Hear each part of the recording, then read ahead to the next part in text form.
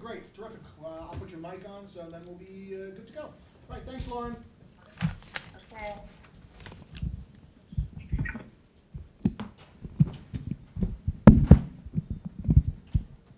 Look at us, starting on time. How you doing? You all set? Yep. Okay, good morning, everyone, and welcome to the February 12th, 2026 Board of Selectmen meeting, this time in the Cohen Room. And as always, we'll stand up for the Pledge of Allegiance, followed by a moment of silence. Pledge allegiance to the flag of the United States of America, and to the republic for which stands one nation, under God, indivisible, with liberty and justice for all. Now, if you could remain standing for a moment of silence for Doug Florin, longtime Greenwich resident, was really involved with lots of charities, wherever he was involved or wherever he was living, former Marine, and I ask that everybody keeps our beloved Livy Florin and her family in our prayers today.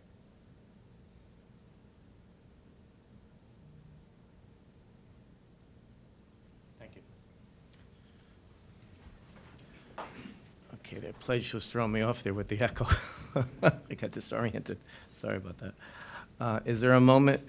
Is there a?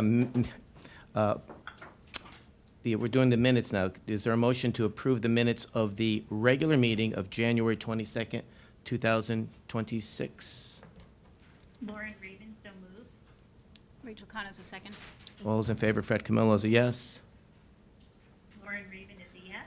Rachel Connors, a yes. Thank you. And is there a motion to approve the minutes of the special meeting of January 22nd, 2026? Rachel Lauren Connors. Raven, so moved. Rachel Connors, a second. Fred, all those in favor, Fred Camillo is a yes. Lauren Raven is a yes. Rachel Connors, a yes. Thank you. And lastly, is there a motion to approve the minutes of the emergency meeting of January 22nd, 2026? Rachel Connors, so Lauren moved. Raven, so moved. Rachel Connors, a second. And we're trying to work this out here. All those in favor, Fred Camillo is a yes. Lauren Raven is a yes. Rachel Connors, a yes. Okay, thanks so much. We have a pretty big agenda to new business, so we'll try and get through the old business quickly. First, Selectmen's updates. Been a busy week. On Monday, I met with the Round Hill Community Church just to get updated on things that they're doing in the community and trading ideas. So I want to thank them for all that they continue to do for our community. Tuesday, I met with the American Jewish Committee to follow up on the task force we established a couple of years ago and some new ideas moving forward with that. And then last night, I was over at the Westchester Airport to listen to the task force, the Westchester Airport Advisory Board give an update. And there were, the comment section, there were 4 speakers and 3 were from Greenwich. I think all 3 are in the room. So thank you to Jude and Rachel for joining me there to represent the town. After the meeting, I did meet with some of the commissioners to continue our dialogue. Good news is, they certainly heard us. They continue to work with us, even though, again, Greenwich is not part of New York, but we have a great relationship with them, and they heard our concerns there last night, so that was good. Couple new businesses. I've opened up Gruber and Sons, or opening up Gruber and Sons over on Arch Street. Great American success story from Mexico. Very, very proud to be here, and it's nice to see, and they have quite a business there. And then Barn Noodle is opening up soon, where the old pizza place was over in Riverside Shopping Center there. And I'm forgetting the name of it already, but it's the same owners as La Bistro in Costco. So if they're half as good as La Bistro, they're going to do pretty well there. So that's going to be coming soon. Also a reminder that February is Rare Disease Month, and on the 25th we're going to be downstairs at 10 o'clock commemorating that, and we have a bunch of guest speakers lined up. Some updates. We're meeting, going forward with the rink committee, as you're going to hear shortly from Luigi and Joe on that, but we have a great plan in place.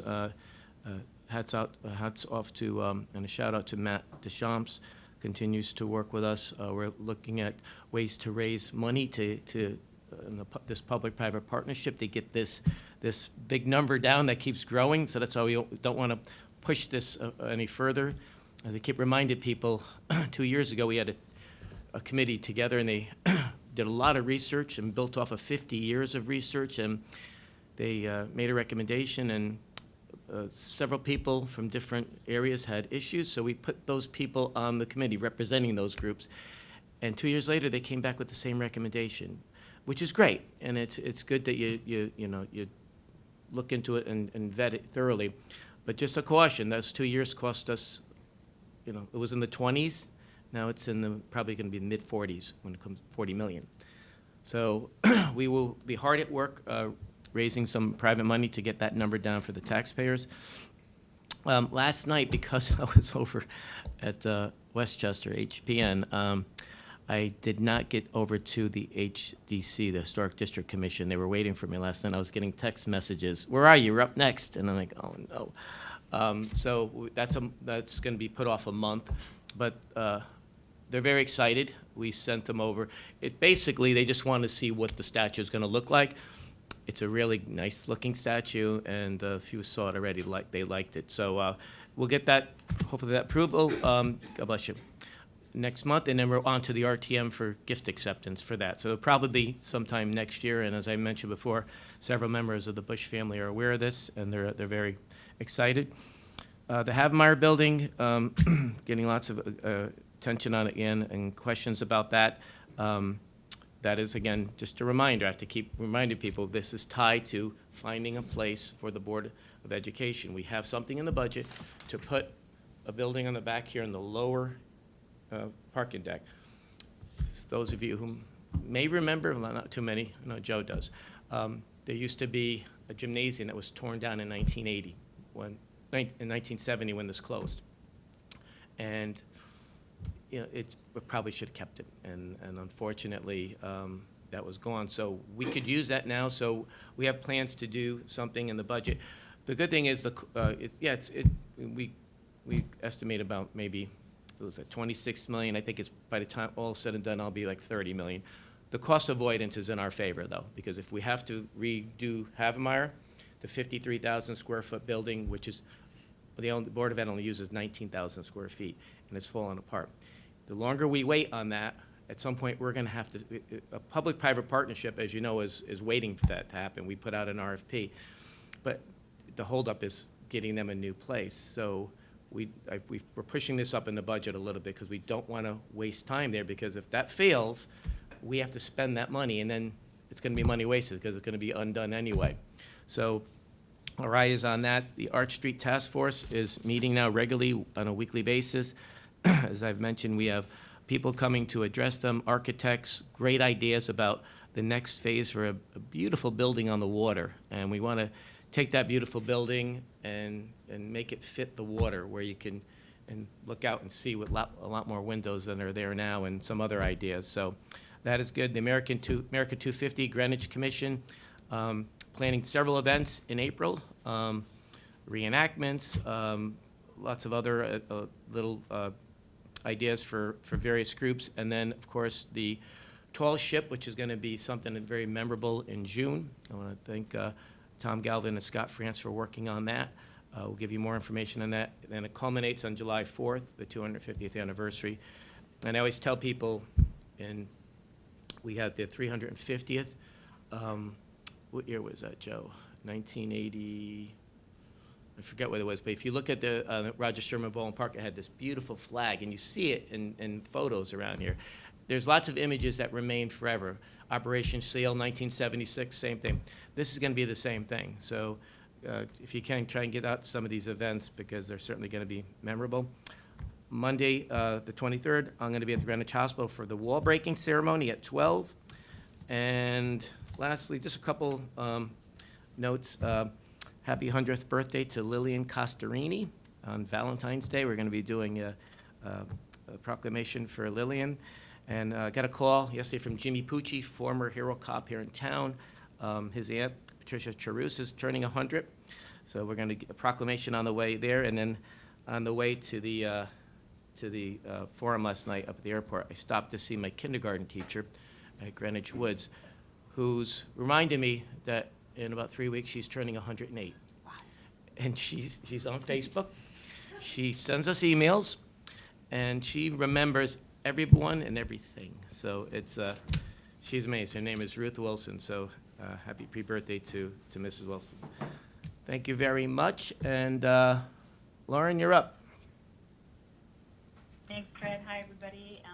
And just for the public, I had to go out of town on short notice, so thanks for our technology, and I can participate remotely. So some of my big updates in the past couple of weeks did go to the Western Council of Government to present our policy agenda, the 18 municipalities that make up WestCog, to the state legislatures, both in the House and Senate, that represent the 18 municipalities.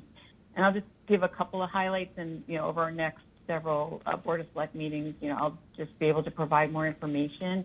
But I'll talk about just a couple of them. One was in the finances section, and I think we did get a lot of feedback, was to shorten the early voting period from 14 days to something that might be more reasonable from both a cost and participation perspective, to be 7 days. Personally, that's something I support, and I think many others in town might feel the same way. Other major thing, and I'll just talk about transportation, was the thought about continuing or making changes to the special transportation fund. And is there a revenue source that can be derived from electric vehicles because they don't pay a gas tax? And certainly everybody that drives on I-95, how do we increase capacity from the New York State line, which definitely impacts Greenwich significantly. Other updates, we'll see later on that we have completed our nominations for the Riverside School Building Committee.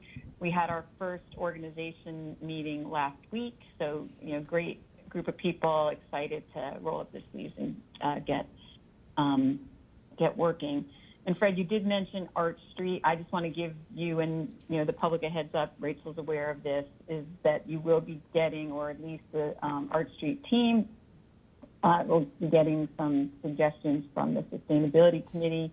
We know that they wanted somebody on the task force, so just want to make sure that it's a heads up and you're not, or anybody else isn't blindsided by getting some of those recommendations. And I think one of the things that I've asked with sustainability now as one of the tri-chairs is to make sure all the sectors have a mission statement. For example, I'm going to be leading the business sector and creating a mission statement for these different things. And I think some of the sustainability initiatives go down what most people think. It's beyond recycling, waste reduction, and it's really to get that criteria from the state. So that's thinking sustainability in a broader context than I think most people do. And that is so exciting about Ruth Wilson. I also get very excited when I see Marie D'Elia, another post-100-year-old. She was the guidance secretary at Clark House. Many dealings with my older brother, myself, and my younger sister over the course of 9 years, as we were all Clark House students. And that's my update. Well, thank you. Yeah, and thank you for the recommendations from the Sustainability Committee. We have a liaison from Energy Management, so it's kind of covering the same thing, but certainly anything you guys want to send over, it will absolutely be addressed and discussed, so thank you. You're up, Rachel. Yeah, as you mentioned, it's been a busy few weeks since our last meeting, and before I begin, I want to just recognize Black History Month and all the contributions that Black Americans have made to our town, our state, and the nation. Last week, the RTM approved the, I think I'm on. Yeah, if you speak a little closer. Loud, okay.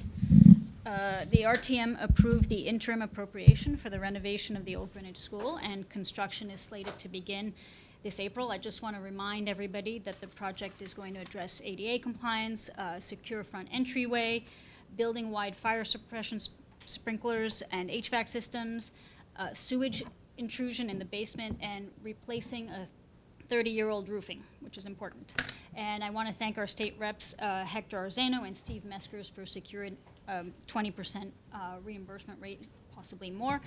They're working on that for the reconstruction or the renovation of the school. The Julian Curtis Building Committee is moving forward in its work and is moving into phase 3 of the project, which is the cafeteria. Also last week, the Conservation Commission and the Greenwich Sustainability Committee launched their campaign for the year, which is called Nixing Problem Plants, a campaign to build biodiversity. And as the chair of the climate resiliency sector of the committee, I've been doing some research on the topic of invasive plants, and I just want to highlight for people that in addition to pushing out native plants, the increase in invasive species can worsen the impacts of climate change by making habitats less resilient, and native plants are much more effective at protecting water quality and reducing flooding. So this is a really important campaign, and I'm looking forward to all the events and talks and everything that's coming in the next couple of months. And I urge you all to get involved.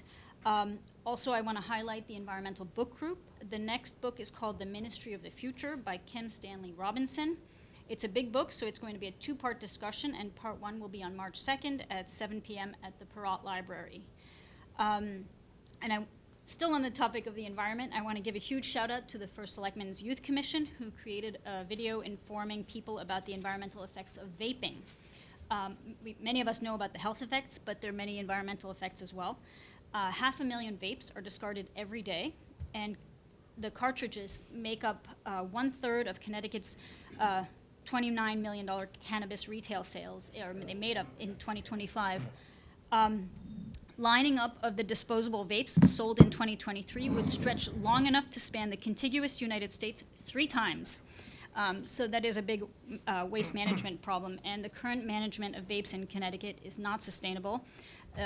There's thermal runaway that is caused by the lithium batteries, and it's a major safety risk to the entire waste system.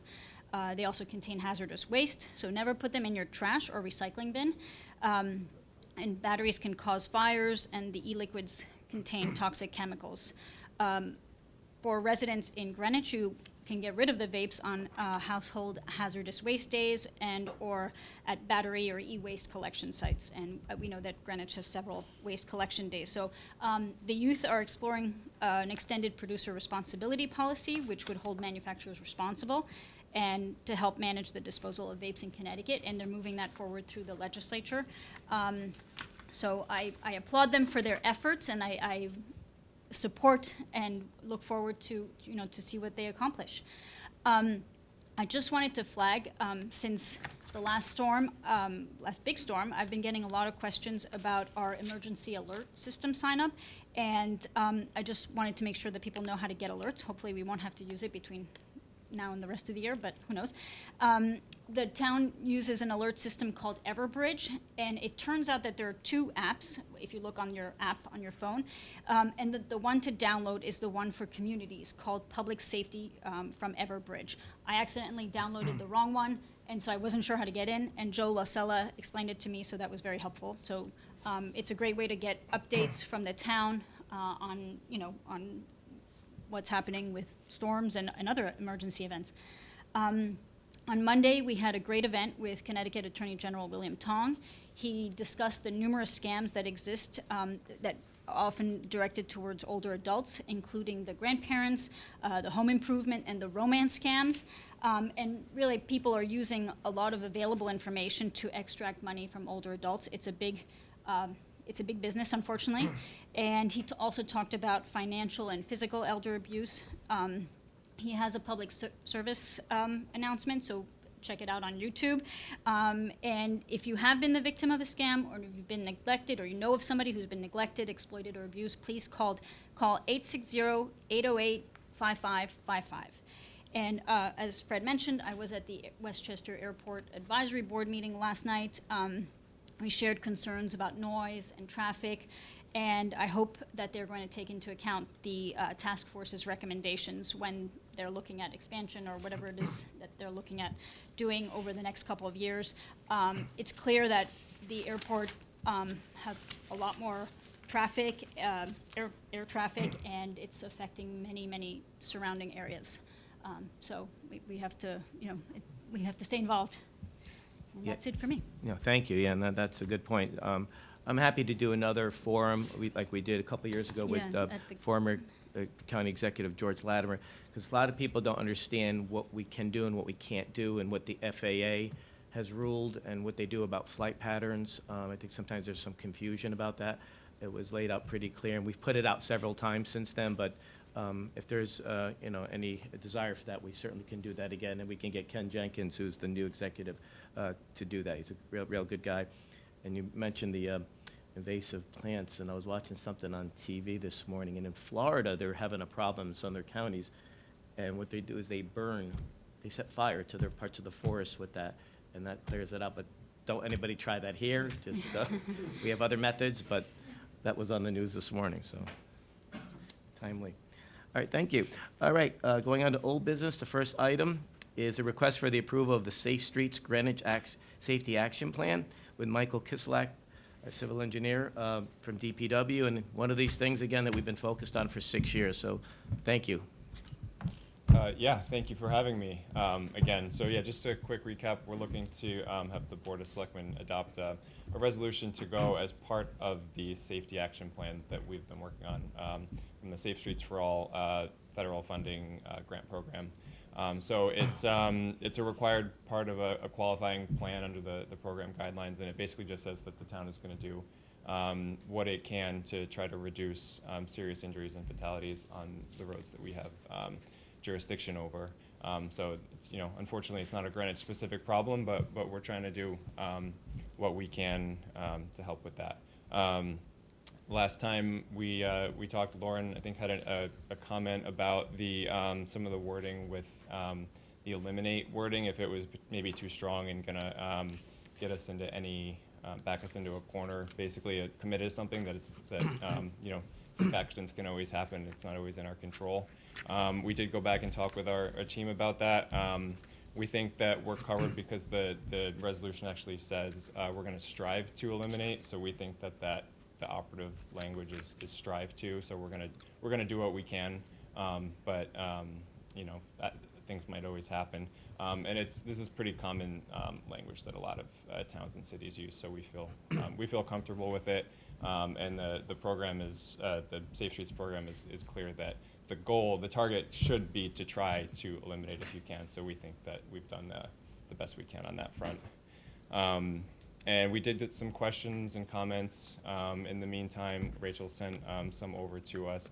I think generally speaking, they were about doing what we can to make bikes and peds more, to improve the amenities and safety for those modes, which is definitely something that we think is covered under the resolution. We'll get into the nuts and bolts of how the plan addresses that later, but as far as the resolution, it kind of covers all modes. And so that we got another comment from Vin DeMarco this morning with the ATTF of a similar thing. Just wanted to make sure that active transport is covered, and we think it is. Every mode is covered. It's a general statement that any fatalities, serious injuries are unacceptable on our roads that we can prevent. So we think we're covered under there. I think that was all I had. So if there's any other questions or comments. Yeah, no, I haven't heard anything negative. As I mentioned last night at the meeting up at the airport, Connecticut's coming off of a couple years ago its deadliest year ever for pedestrian fatalities. Here in Greenwich, we've had several in the last 8 years, and we've had lots of accidents and near fatalities on top of that. So with all of the things that we've been doing, especially in the last 6 years with new sidewalks, new crosswalks, new improved intersections, bike paths. We did the Greenway about 3 or 4 years ago and expanded that. We want people outside exercise, and we just want them to do it safely. And it's dual responsibilities, right? You're walking, you're biking, you have a responsibility, as do the cars. But this is something that's very important. We want Greenwich to continue to be a very active community, but even with 67 square miles, we have about 54,000 registered cars here, And the statistics never get old repeating. I mean, it feels like there's a lot more people than 64,000 people here because of the cars on the road. And growing up here, we didn't have these, so there's more distractions, and it's always a worry. And I think every community and every neighborhood in every community, every municipality has these issues. God bless you. When we go to meetings with other mayors and first selectmen, whether it's in New York or Connecticut, the same issues. So I want to thank you for doing this and staying on top of it. And again, I have nothing but support for it, and I haven't heard anything negative. Great, thank you. Yeah, I also want to thank you for all your work. I think this is a really important issue, and I hear about pedestrian safety a lot from residents. As you mentioned, I shared 2 emails that I received, and you also received the one from Vin regarding specific streets. I think there's just a general theme of improving pedestrian safety as well as cyclist safety, and I hope that this is an important first step moving us towards more safety for all. Yep, definitely. Okay, thank you. That's amazing. Lauren, any comments or questions? No, just maybe as a best practice, if any one of us, in the past have received emails, comments, had questions, we usually just out of courtesy, shared it with each other. So I would just ask that we continue to do that. And I guess Okay. I would make the motion that we request that we approve the request for the State Streets Greenwich Safety Action Plan resolution declaring Greenwich's commitment to eliminating fatal and serious injury crashes by 2040. Rachel Khan, I second the motion. Thank you. All those in favor? Fred Camillo is a yes. Lauren Raven is a yes. Rachel Khan is a yes. Okay, Michael, thank you so much. Thank you to Thank you so DPW and Parks and Recreation also for their role in this too. We're going to continue at this to make people continue to exercise and be active and healthy, but to do it safely. Thank you. And we'll coordinate with Ken on getting the signatures. Yeah, I have the form, which Yeah, waiting I'll- for Lauren to come back. so. Okay, thank you. We'll sign ours today. Thank you. Okay, going on to, we have 4 in a row before we go on to new business. So I broke these up because I want, if there's going to be a motion, we're going to do it separately. So a request to raise the flag February 26, 2026 to mark General Israel Putnam's ride down the Post Road. I have some information on that, but did the presenter want to say a few words, or do you want us to just discuss and vote? No, I would like to hear if there's any discussion. Thank you. Okay, yeah, so I've reached out. When you do this, you have to close the road, and it puts a strain on the police department. We do lots of these things, and so there's already an enactment going in April for General Washington. So I reached out to the America 250 Commission, the chairman, co-chairs, Cynthia Chang and Tom Galvin. And so we think it's a better idea to coordinate through them on the same day if we're going to do it, rather than put the police department and everybody else through another exercise where it's not easy, especially when you're doing something on the Post Road, which is a state road. So we'd rather do it all together. So I reached out to them to have them coordinate it. So they're going to get back to us on that, and that's, I believe it's April 12th. So we'll circle back on that. We'll have more information on that one. So that's where we are with that. But if anybody wants to make a motion, but that's where my stance is on it. Yes, sir. You identify yourself and Yeah, it's David, David. can you speak identify to the yourself, microphone, please. Identify yourself. Yeah, my name is David. Wolf. Well, you have to do that, and you know that. David, can you please come up to the microphone? Okay.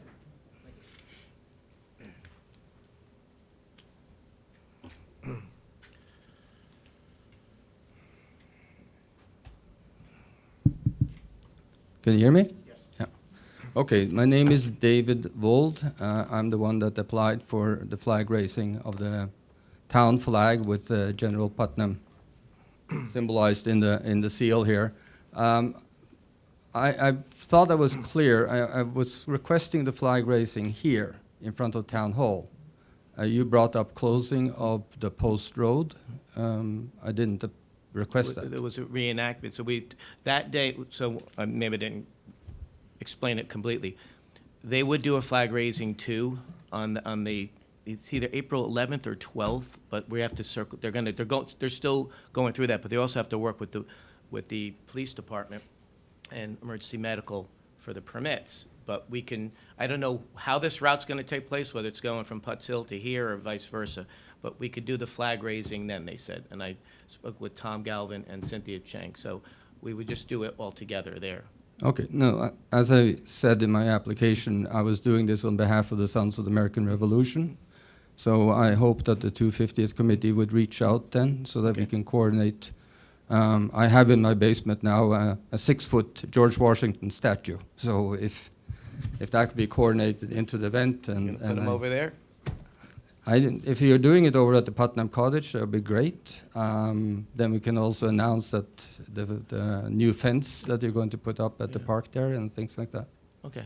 All right, I'm just thinking also, I mean, maybe there's a flagpole over there too, unless. No, unless- there's no flagpole. There was a There flagpole. was? Yeah, Okay, there's not 100 anymore? years Okay. ago. Yeah. All right, so then we'll just leave this. Okay. All Okay, right, we'll so- circle back on that one. We'll table that one, Yeah. and then, Just since we are on the subject, would I need to do anything special if I do what you can do is copy me on it, reach out on to. flags Yeah, reach at out- the Putnam Park? Yeah, reach out to Tom and Cynthia, copy me on it, Mm-hmm.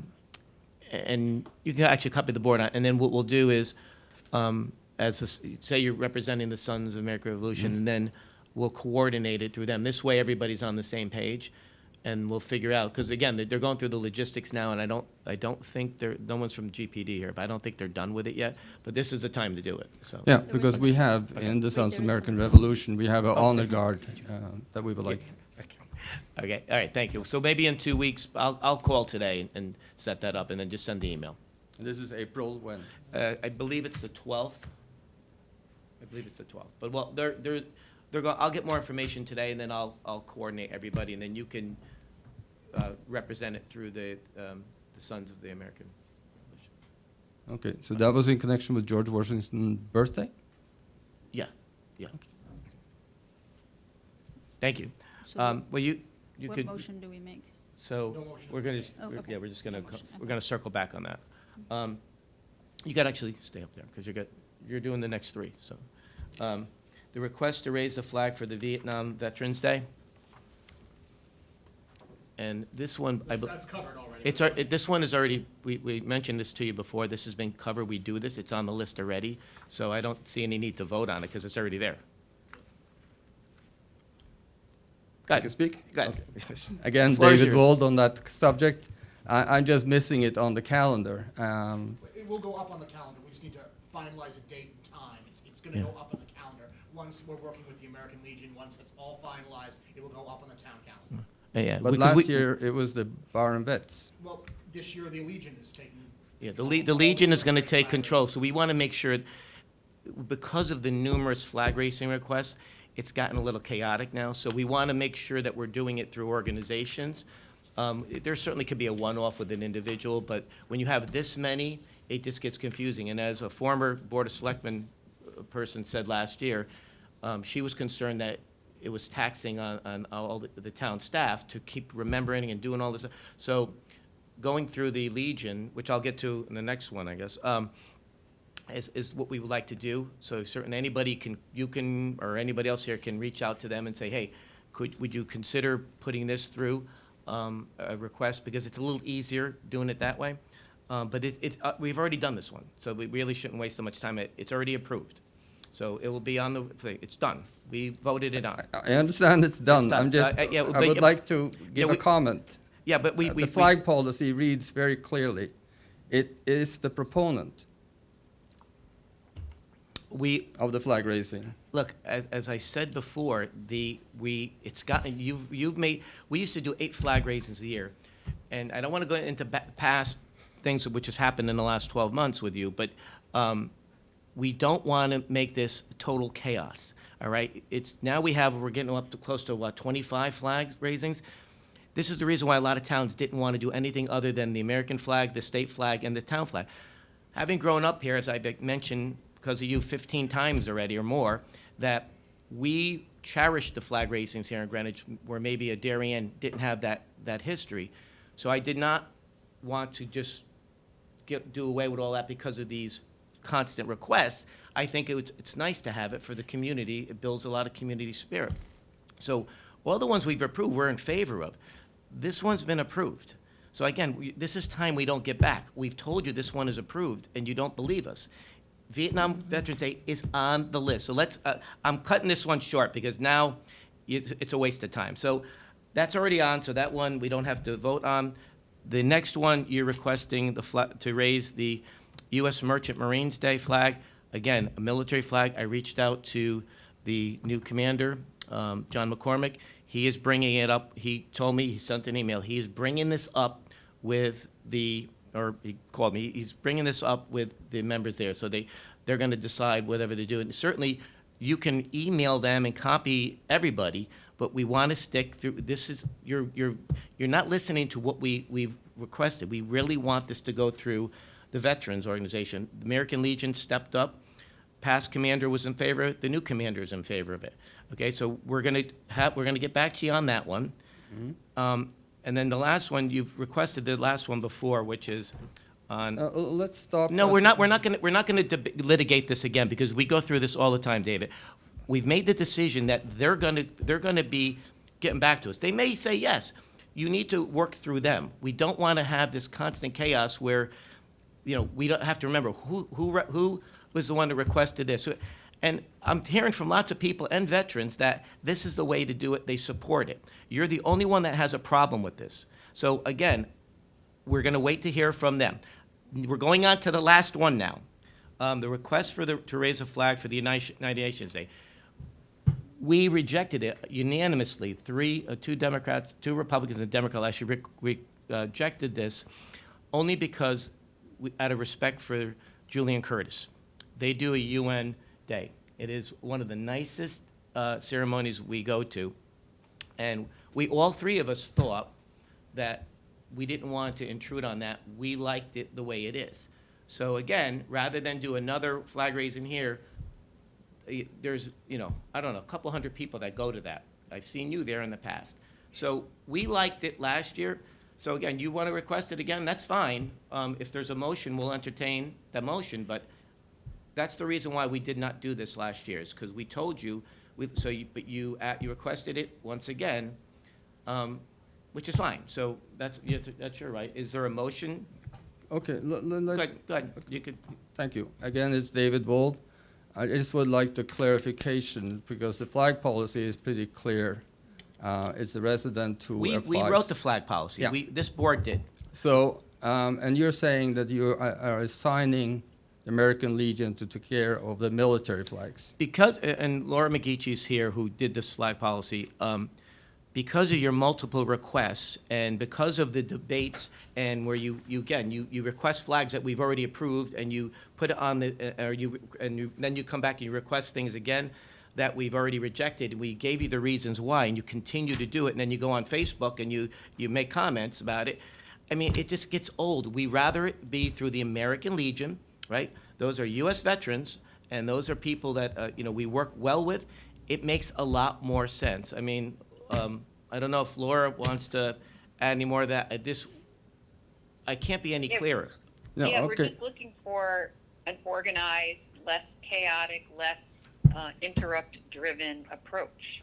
And you have every ability to work with the American Legion, period. There's no downside to this. It's a win-win for everybody.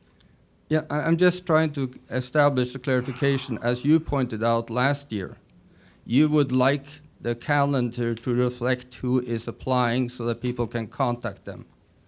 I am just asking for a clarification. As I have said multiple times to you, the request for the UN flag is because of my own service as a veteran in the United Nations peacekeeping forces. So I think So- we're ready. Does anybody want to make the motion to raise the UN flag? So I'm just asking, is this something that would in the future be handled by the American Legion? You'd have to ask you the have to American add- Legion. Right now, we have this in front of us on our agenda. Yes. Is there a motion to Okay. approve Yes. raising the UN flag on October 24th? Thank you for clarifying. Yeah, thank I you. would like Okay. to then ask, has the American Legion submitted a request for So flag I am raising? now I'm going to cut this off. You have heard from 2 of us here. If you want to reach out to them, you can. Is there a motion, because we're not going to debate this, we have other people waiting here today. Yeah. We're not going to monopolize everybody's time on this. You already have the answer, but we're happy to entertain a motion. And even if the motion fails, you can still reach out to John McCormick and the Legion and Peter LeBeau, right? They answer all the emails. You could work through them. It makes it much easier for us. We don't want to go through this every single meeting with you. I requested them what- every flag raising last Yeah, year. I asked them. Okay, so okay, so is there a motion to raise the UN flag on October 24th, 2026? I'll state it 3 times. Is there a motion to raise the UN flag on October 24th, 2026? Is there a motion to raise the flag on October 24th, 2026 for the UN flag? Okay, there was no motion made at all, so what I would say is email, you can copy all 3 of us on it, reach out to John McCormick and anybody else that's in the Legion, Peter LeBeau, and say, you came here, here's my request, the Board of Selectmen would like to stay with the way it is with the UN flag and the day over at Julian Curtis, but because I had an affiliation with the UN, I'm requesting this, would you please be, and copy us on it, Okay. okay? So- And maybe they will, I don't know, I haven't had that conversation. Okay, since I have the microphone at the moment and the podium, I'm asking, has there been a request for the U.S. Merchant Marine? I just went through this. I told you, Oh, just- I reached out to them. They are discussing it. You certainly should reach out to them, too. I reached out to John McCormick. He is going to, he may have even reached out to him already. He has not gotten back to me. This is just this week. So I don't know. He has to poll all his members there, but you certainly, are you a member of the Legion? No. Okay, but you still could reach out to them. You don't have to be a member of the Legion.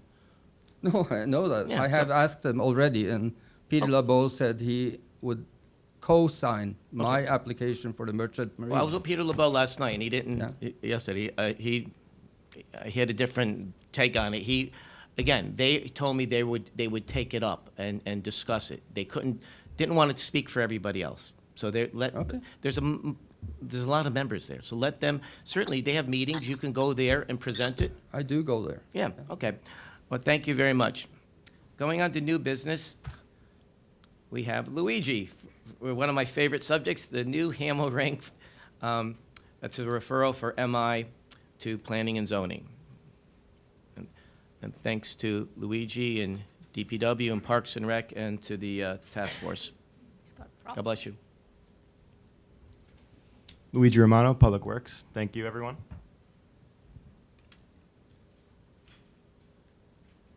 Set this up briefly.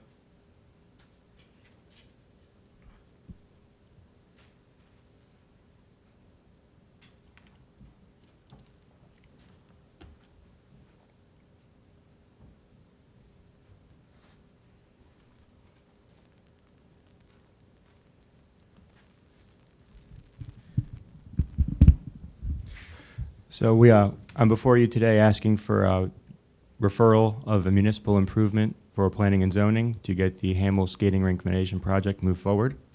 In your packets, you've seen some of the information that's been done stemming from a referral to the RTM last fall. The process has gone back to a task force. Task force has worked through the process of reevaluating the siting location of the skating rink within town to determine the most appropriate location for said rink. They held around 30 public meetings, including 2 public hearings, a comment form that was widely used, gathered a lot of public feedback. A lot of committee members represented different delegates, as you mentioned, who had skin in the game, the local neighborhood, energy committees, accessibility committees, et cetera, all of which came together and came to the same conclusion that Morlot Park was the most appropriate location to construct the new Hamel rink. The situation and the orientation of the plan that we have before you today for permission to move forward is a different version from the original, what we called flip variant. So what this does is it switches things around within the park a little bit further, taking into account a preponderance of community input and public feedback, many of which was to create a more cohesive and expansive green space. We tried to achieve this by moving the ball field closer to the Memorial Grove.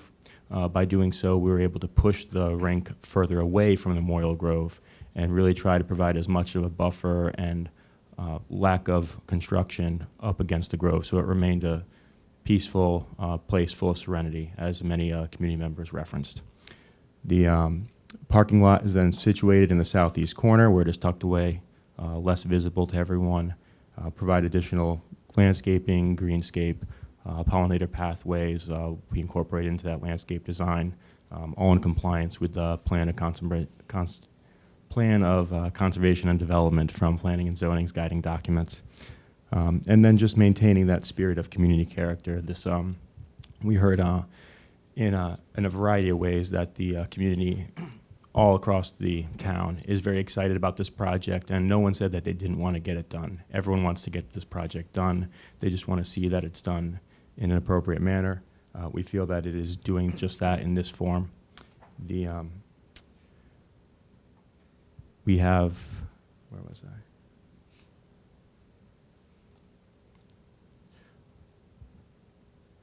I? Some of the other Original one was, they still had a beautiful sight line to it, but you've given them, bleacher seats, which is kind of nice, but. We did. We heard some of that feedback, and you're exactly right. In the first flip version, the ball field. It seems like the WGC TV coverage has stopped, and I know that some people are watching just. One second, did the GCH, The YouTube is stopped. Oh, the YouTube is stopped, okay. but GCH is, He's still seeing it downstairs, but Oh. YouTube is stopped. okay. Maybe it's something out of our control, or. Because I know some people are watching and Yeah. interested in this conversation. Yeah, and we could get this, because we'll have a tape of this we could put Oh, out. It's back on. It's back on? It's back on. Thank you. Great. Thank you. Thank you, Horst. Sorry. Thank you, Horst. Thank you, Rachel. No worries. So yeah, as we were saying, the original flip ball field was put down in this corner, and the building was located twisted 90 degrees. So in this version, we rotate the building 90 degrees. This plan was developed with local members of the community, and that pushes the building further away from the Grove to give that more of a buffer. The ball field was then slid northwest in order to get it into the more center of the park, to create that more cohesive green space, as well as provide a better viewing area where residents of McKinney Terrace can come right out to the Grove and have those bleacher seats to see the game. And I know we walked with the Byram Neighborhood Association. One of their concerns a couple of years ago was when the arena was going to be closer, a little bit closer to the Grove, would it affect the trees? So even the old one, we had Dr. Kramer come out, the tree warden, and he said in no way would it affect the trees. But I like that you pushed it back a little bit more so that takes everything out of that. Also, what I like to point out is you have a memorial grove there for Greenwich boys that lost their lives in our wars, and it means a lot to these people. And I've always felt that people would go to the games and not even know it's there. We want to enhance it. We want to put some nice signage up there, some nice landscaping, take advantage of doing the rink, and enhance the memorial grove, but also the rink, which is named after Dorothy Hamill, which we're not planning to take that away, right? There's other naming opportunities. But the field is named after Sal Straza, a great friend who dedicated about 40 years to baseball here in town. He used to sometimes cut the field himself if there was no one else around, right? I mean, there was extra games thrown on the schedule. Parks and Rec was always really good about helping Sal and throwing extra games on the schedule. So the Sal Straza Memorial Field, that nothing's going to change. But I had a lady in town who had a son that I used to umpire for. I didn't coach him. It was later on. And she said, if you're doing this, why didn't you ask us to help with contributing? So, and the ball field's a lot less money than the rink. So I think we're pretty confident we can get the ball field paid for. And as I mentioned before, Matt Deschamps and I are going to work with people and really try and chip away as much as we can on the cost of the rink, which has to get done. But we want to make sure that we give taxpayers as much of a break as possible. And there's a lot of good hockey people out there that have already reached out to us. So, and we do have an anchor donor already, but we want to go further than that. So, lots of naming opportunities if you're thinking anything. As you pointed out, Fred, putting the field in this orientation also gives us 300 feet on each baseline, which we don't have now. So it makes, the field more playable for some of the older people, the older kids that we try to schedule there. Right now, you can play probably freshman and JV ball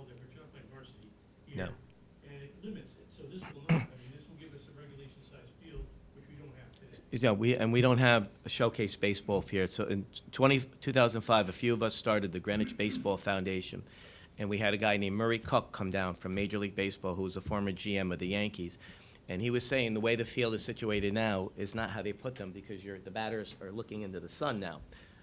So what he had proposed was the way this field is now, just in a different spot, but it's going towards the sun and away from it at the right times. So I'm glad that was incorporated too, because that was 21 years ago, and we had those designs, which we still have the design somewhere. But this will give us also not only a 90-foot showcase diamond, you're going to have dugouts, right? You'll have some small stands there. You'll have a home run fence. We'll have a, I know the Old Timers Association would love to donate the scoreboard like they've done at the high school. So it's going to look really nice, but again, this is going to be a complex there where we want to enhance all three of these things: the Strassen Memorial Field, the Hamel Rink, and the Morlock Memorial Grove. Is there any? I just question? want to thank the task force for their work. I know that it was nearly a year of very diligent and thorough work.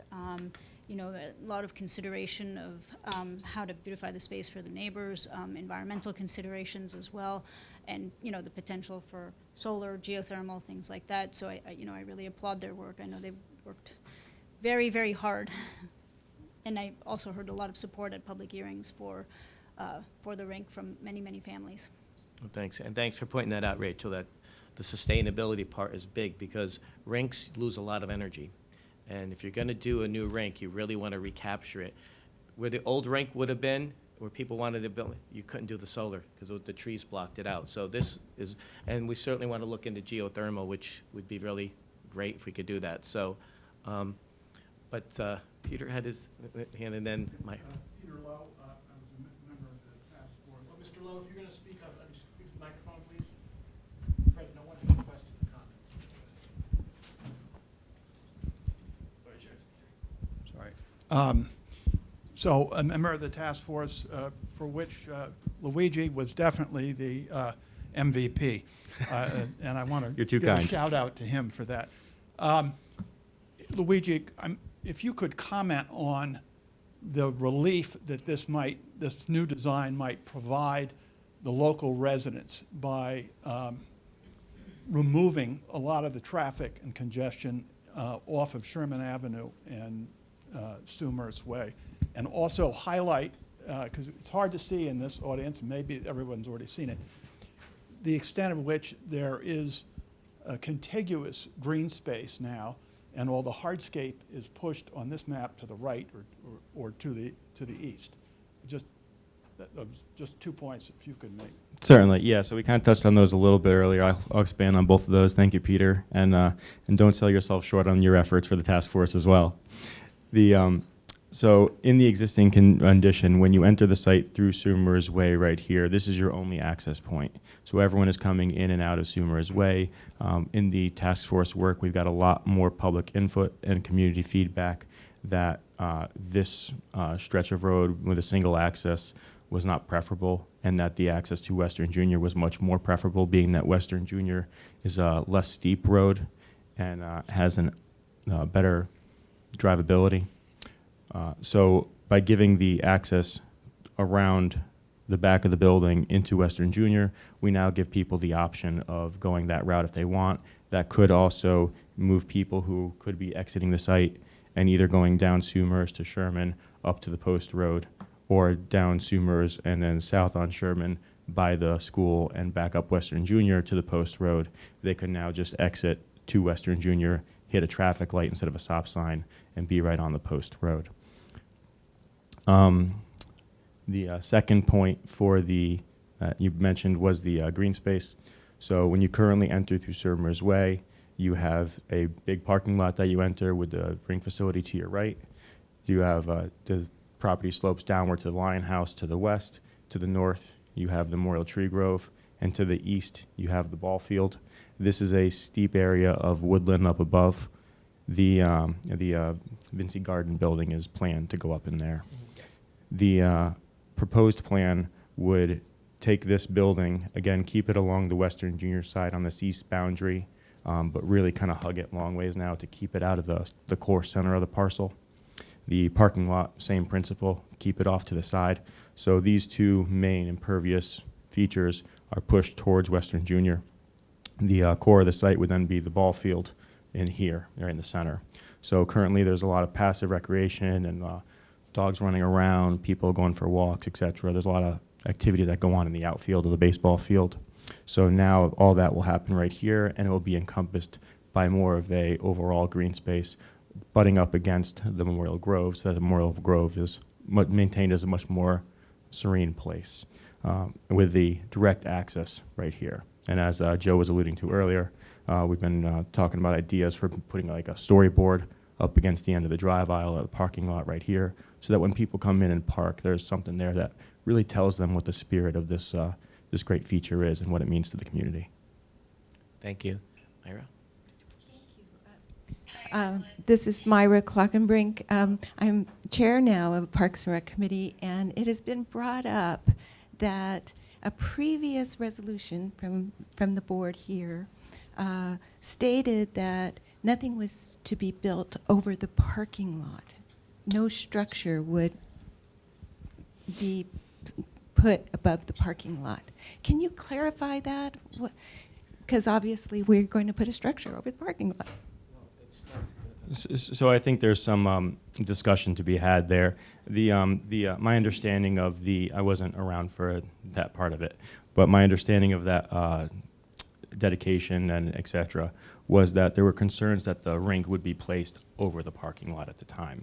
And the resolution was put into place so that no permanent structure was built on the parking lot to really go into the core of that site. What's going on here now is that the baseball field is going to be going there. So there is no real structure that's being built over the parking lot. The parking lot is essentially being removed, relocated, and the parking lot is being converted to a grass field. But It was a question of putting the, oh, sorry. So it was a question of putting the rink itself An on actual the parking- structure. I see. Okay, very good. Thank you for that Absolutely. clarification.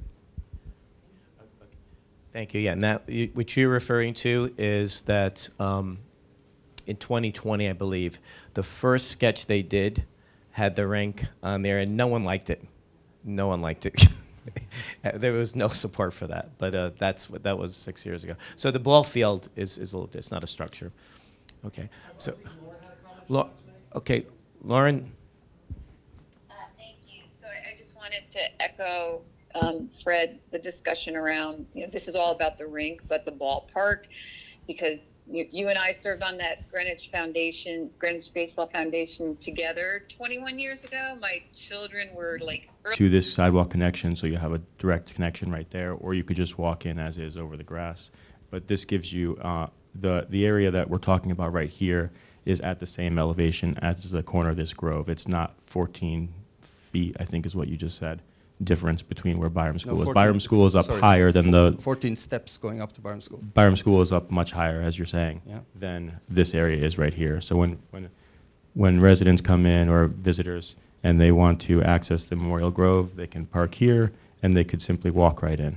Okay, because I remember when you had the original flip, the rink was here and you had a walkway that went outside of the Memorial Grove over to the playground. From what I see now, the playground people would have to go. There was an existing parking lot right here, which is why that was maintained for a sidewalk. With this being converted to a more green Yeah. space, again, to pull impervious area away from the Memorial Grove and keep it more of a natural space. No, I was talking about the pathway. Mr. Wall, if you could actually direct your comments to the board instead of having a conversation. Oh, I thought, okay. The board then.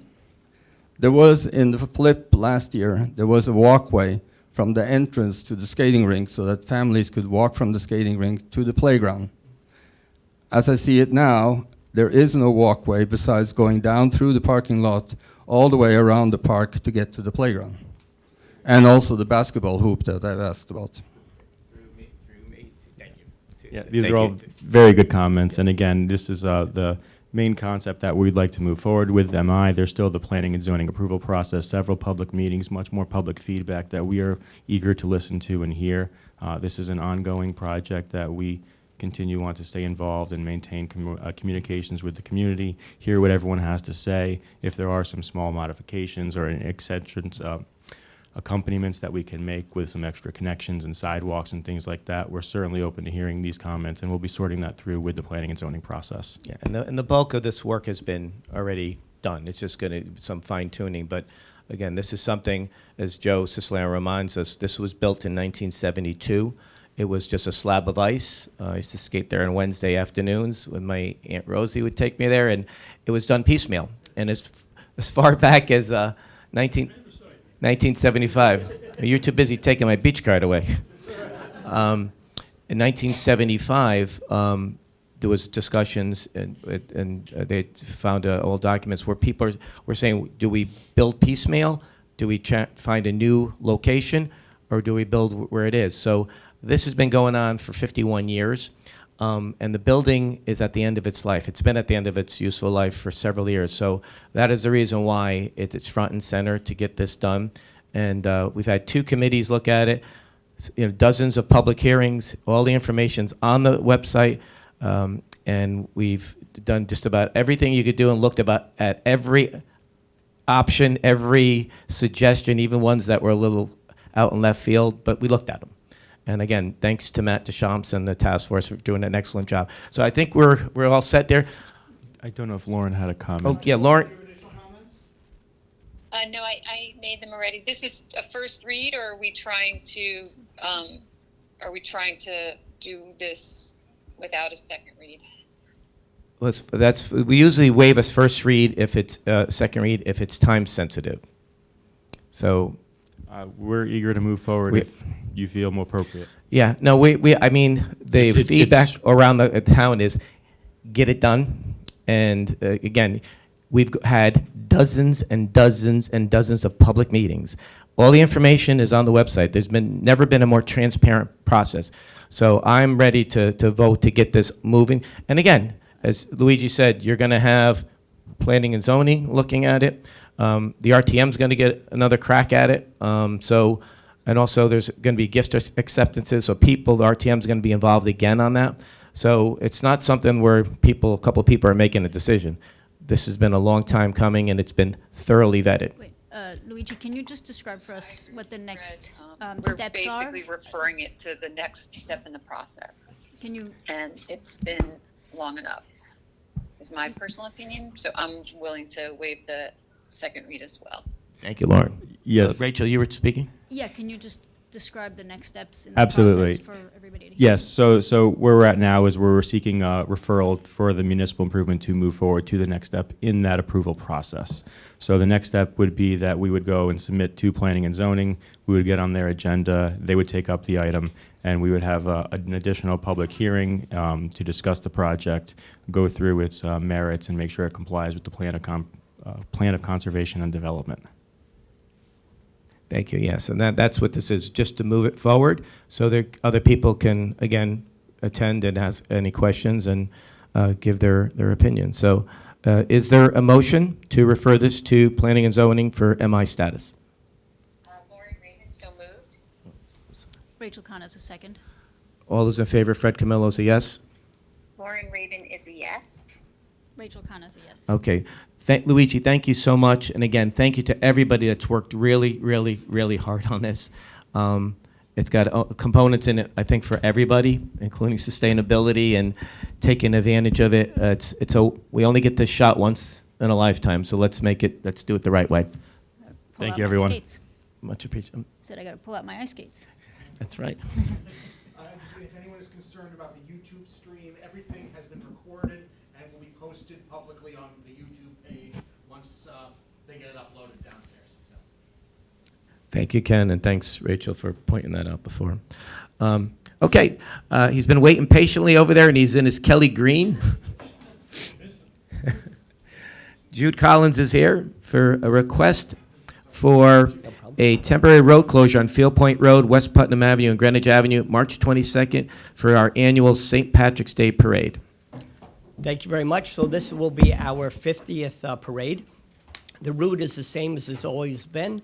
It goes in front of Field Point Road, goes up Deerfield, about 400 feet on Putnam, all the way down Greenwich Avenue, and then a little bit of Steamboat Road. So we are requesting, well, the police department, they had to leave, but they are requesting closing the roads starting here at 1 o'clock. Pretty much the same. We invite all nonprofits in Greenwich. I've sent invitations to over 125 people so far. Last year we had 11 bands and a bunch of marchers. So it's I'd like to request deferring the second read, only so that way the police department, because a little bit of the road is a state road, they have to put in the request ahead of time.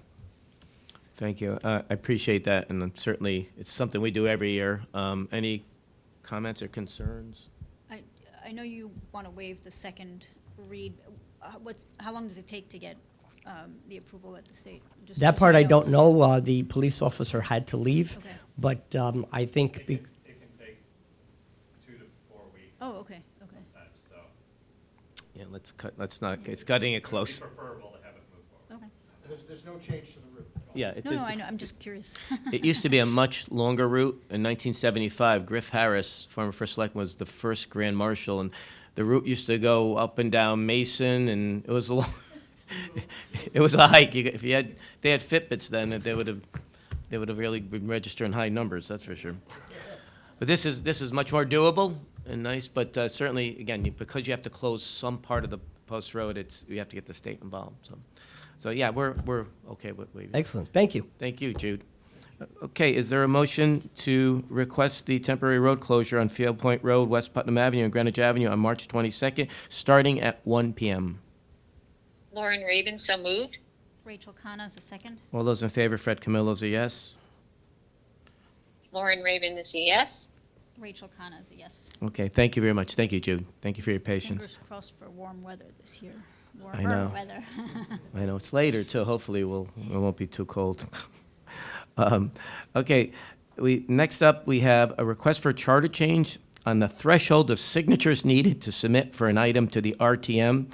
There's a lot of history here, but I'm going to turn it over to our great moderator of the RTM, who could do this 3 o'clock in the morning. It's in her head, and it has been for a long time. All right, so I would like to see a green monster at the back. Of course you would. I know you would. Says the Red Sox You put fan. these Yankee fans in charge, and suddenly it's going to be. All right, turn her microphone off. Thank you very much for finally entertaining this request. In full disclosure, while I am the moderator of the RTM and as leader of the RTM, it's going to be on my moderator's quiz, so I'm giving a question away in case anyone is watching. But the RTM cannot initiate a charter change if we want to change something in our charter. Only 2 people can, which are the Board of Selectmen, and if the matter is a financial interest, then the BET. However, we have had, and let me also say, I'm not offering my opinion on this. This is not a matter of how I feel personally, but as the RTM's leader, I have to somehow get it before the Board of Selectmen, so I'm the de facto person doing it. Since 1933, so for 93 years, the signature petition threshold to get an item on the call has been 20 signatures. It may be time to revisit that. I'm not suggesting what that number should or shouldn't be. The majority will decide. However, as a proposal, I'm asking the first selectman or the Board of Selectmen to start with 350 signatures, which is roughly 1% of the voting population. In 2019, when I chaired the governance committee, that was one of the proposals that was put forward by the governance committee. It started at 350, it was reduced to 100 by an amendment, and then it narrowly failed 71 to 75. So we just think maybe it's a good time to revisit again. Why do we want to revisit it? We have seen an uptick in the number of items that are coming via petition, and I gave you in our in your notes. I counted, there could have been more. This does not include, I want you to know, feral cats and circus animals, which came not She through looks a at me all the petition. time. Yeah. I believe we had at least 7 items that came via petition in 2025. Some of them, for example, DPW, you may remember, one was a ban on, or planning and zoning may remember, it was an explosive and ordinance ordinance where they wanted an ordinance on ordinances, right, which would have limited blasting. That item was found not to be in legal order. What's the problem with that? You have all the standing committees meet, you have department heads meet, and you're spending a tremendous amount of time trying to evaluate an item only for it to never make it to the floor of the RTM. In June of 2025, we had a decibel level ordinance for leaf blowers. That never came to the floor of the full RTM. That had to be withdrawn. We had that spherical aerial noise ordinance on, what's that, Steamboat Road? What? No. Yes, what's, yes, Steamboat Road. Steamboat Road. That made it to the floor, but then was ultimately withdrawn or postponed indefinitely. We had a SOMER petition on fiscal prudence. That was postponed indefinitely. And when you postpone something indefinitely, it means we don't take a vote on it. We had, at least once it was withdrawn, but I think they tried to put it on twice. Again, restoring pedestrian safety on Greenwich Avenue. That was bringing the police officers back. Chief Heavey has gone to our committees multiple times. He's talked about it takes a lot of time.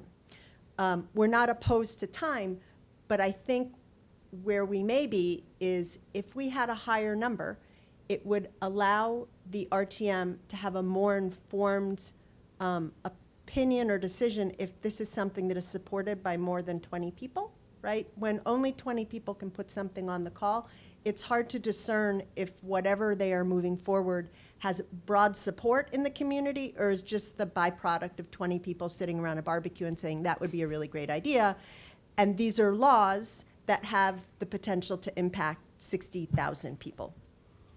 I'm trying to see if I have my notes. I'm trying to see if I have anything else on my notes. I don't think I do. Oh, I am requesting, if you would be so kind, is to waive the second read. The reason for that is I would like the RTM to be able to vote on this as soon as possible now that this is a new term. I think it would be unfair if it doesn't come up, we have the May meeting, which is reserved for budget, so it might not come up until like middle of the session, and I think it would be unfair if people could get something on in March with 20 signatures, and then in June it would uptick potentially to 350. I want you to know that I have heard from people who are like 350 is not enough. We should have it at 1,000. Beggars cannot be choosers. I think we should start with this and hope that it doesn't result what we had in 2019, which was a reverse auction, and we ended up at 20 again. So happy to answer any questions you may have, and thank you very much. Well, thank you very much. Again, this is almost 100 years old, this 20 signature requirement, and it's true. I mean, we had almost a $3 million grant a couple of years ago, and the 20-something people petitioned the RTM after a year of approvals, and they won out. They actually got their way, and we have to give the money back. And guess what? We're spending our own money now doing the same thing on that. So it would be smart to have a broader-based representation, and whatever that number is, but 20 it was a different time in 1933. So I would totally support this, but I don't know if Rachel or Lauren have any objection to waiving the first. No, I'm fine. Okay, Rachel's okay with it. Lauren, you okay with waiving the first read, the second read? Yes, I am. Yes, I am. Yeah, so we're all on board. Okay, so we will entertain a motion. Lauren Raven, I move that we approve the request for a charter change on the threshold of signatures needed to submit an item to the representative town meeting. Rachel Khan, I second the motion. All those in favor, Fred Camillo's a yes. Lauren Raven is a yes. Rachel Khan is a yes. Thank you. So, all right, I think that's a good one. All right, and then we have one more that I'm also going to turn over to the moderator. It's a request for an ordinance change to place term limits on officers for town building committees. Okay, so here I am again. So I rarely get involved with things that are out of my nest, because as you know, I really like my own little process nest. But last year, I was involved with helping try and solve some issues that were going on with the building committee. And one of the things that I noted is that when we appoint officers to our building committees, or when we appoint a building committee, I should say, there's no term limit, right? A building committee is installed, and those folks just stay on for as long as the life of the building committee exists.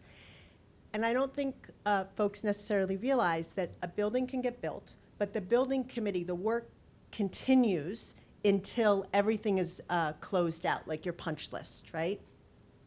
And specifically, it can stay on for sometimes up to 5 years if we're getting state reimbursement, and the reimbursement comes in tranches. It doesn't come in one at a time. So that's a long way of saying a building committee can be very long.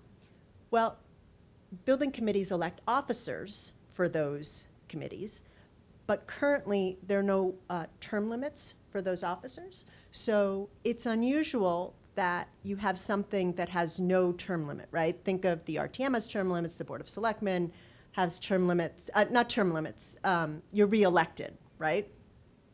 Term limits is not the right word, but you have to go through a reelection process, and then if you want to continue, you can continue. So given the problem that we had with this building committee a year ago, it came to me that I thought a good idea would be if you initiated term limits. The term limit would be 1 year, and the members of the building committee every year could vote to reinstall the person.